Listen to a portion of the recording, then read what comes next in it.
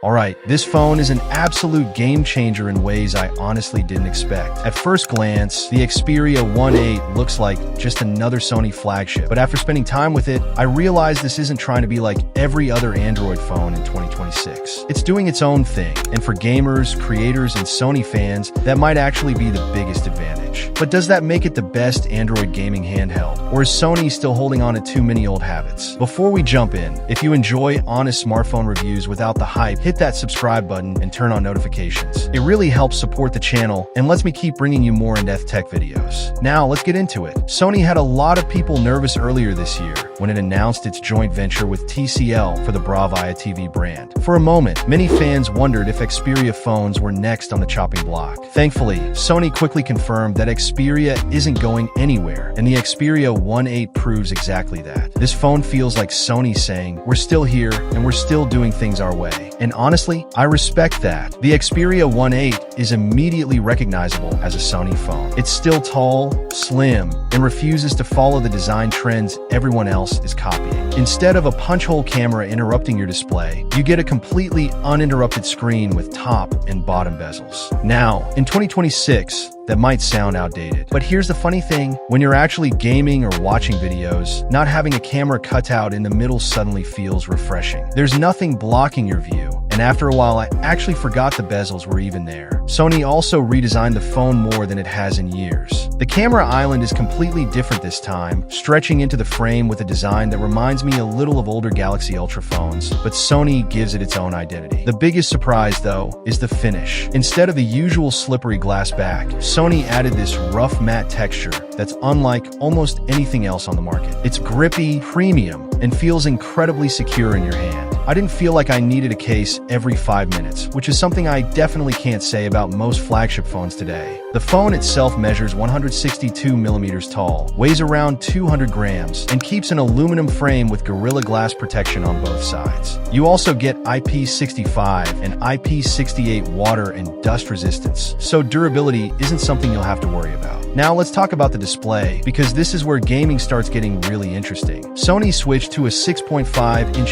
LTPO OLED panel with a 120Hz refresh rate. It's no longer using the old ultra-wide 21:9 aspect ratio. Instead, we get a more practical 19.5:9 screen, making apps, games, and everyday use much easier while still keeping that signature tall Sony look. Colors are gorgeous. HDR support is excellent. Motion feels incredibly smooth. And because there's no notch or punch hole, gaming feels surprisingly immersive. Whether I was racing, playing shooters, or just scrolling through Android, everything looked clean and fluid. Now, some people might point out that Sony uses a full HD+ resolution instead of pushing for a super high resolution display. Honestly, for gaming, I think that's actually a smart decision. Lower resolution means the GPU has less work to do, resulting in higher frame rates, lower temperatures, and better battery life. Speaking of performance, this thing is an absolute monster. Powering the Xperia VIII is Qualcomm's brand new Snapdragon 8 Elite Gen 5 processor built on a 3nm process. Performance is exactly what you'd expect from a flagship in 2026. Apps launch instantly. Multitasking feels effortless. Editing videos is smooth. In gaming, this phone absolutely flies. Even demanding games run beautifully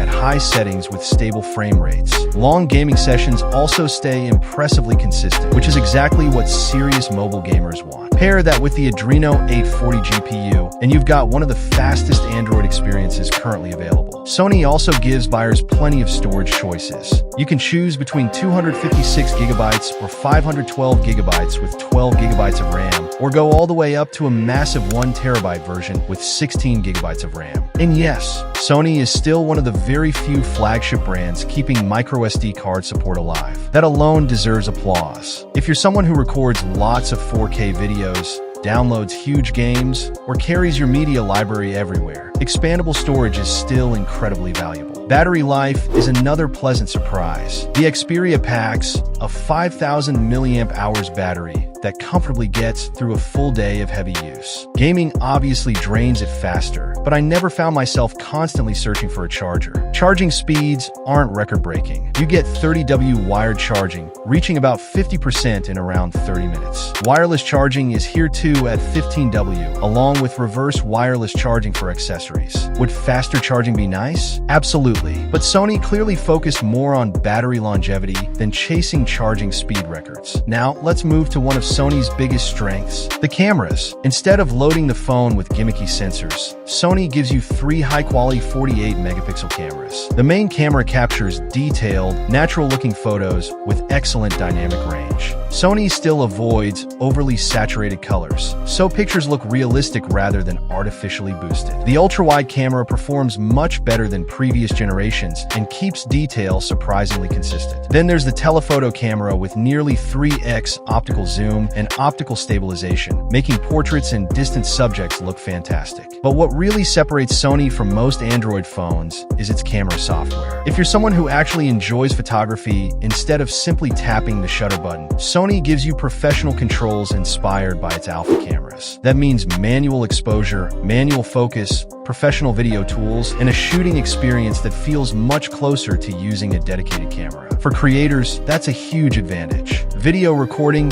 is equally impressive. The rear cameras can shoot up to 4K at 120 frames per second with HDR, optical stabilization, and electronic stabilization working together. The front camera also records in 4K up to 60 frames per second, making it a solid option for vloggers or anyone creating content directly from their phone. Audio is another area where Sony refuses to follow trends. Thankfully, the legendary 3.5mm headphone jack is still here. Yes, in 2026. And honestly, I love seeing that. Whether you're using wired gaming headphones or high-end studio headphones, you don't need annoying adapters. Sony also includes stereo speakers that sound loud, balanced, and surprisingly immersive. For gaming, directional audio feels excellent, helping create a much more engaging experience. Connectivity is completely future-ready too. You get full 5G support, Wi-Fi 7, Bluetooth 6.0, NFC, eSIM support, and Qualcomm's latest aptX audio technologies for wireless headphones. Software is another welcome improvement. The Xperia 1.8 launches with Android 16 and promises up to 5 major Android upgrades, which finally puts Sony much closer to other flagship manufacturers in long-term software support.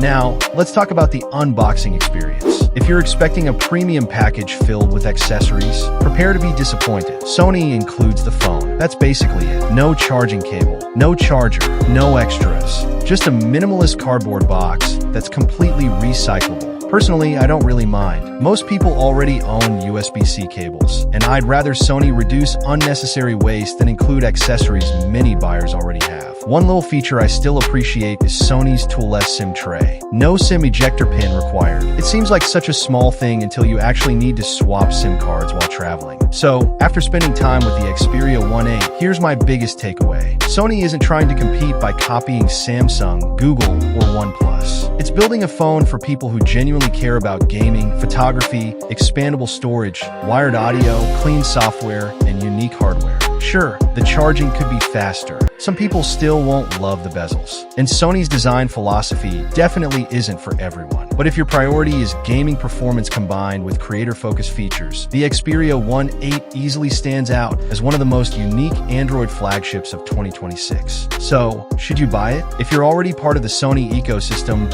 or you're looking for one of the best Android gaming phones that also doubles as an incredible camera device, then yes, the Xperia 1.8 is absolutely worth considering. However, if your top priorities are ultra-fast charging, AI-heavy software features, or the absolute best value for your money, there are other flagship options that may suit you better. Still, Sony has created something refreshingly different, and in a market where almost every flagship feels the same, that alone makes the Xperia 1.8 stand out. If you enjoyed this review, don't forget to like, subscribe, and hit the notification bell. Your support helps the channel grow, and I'll keep bringing you the latest smartphone reviews, comparisons, and tech updates. Thanks for so much watching, guys. See you next time.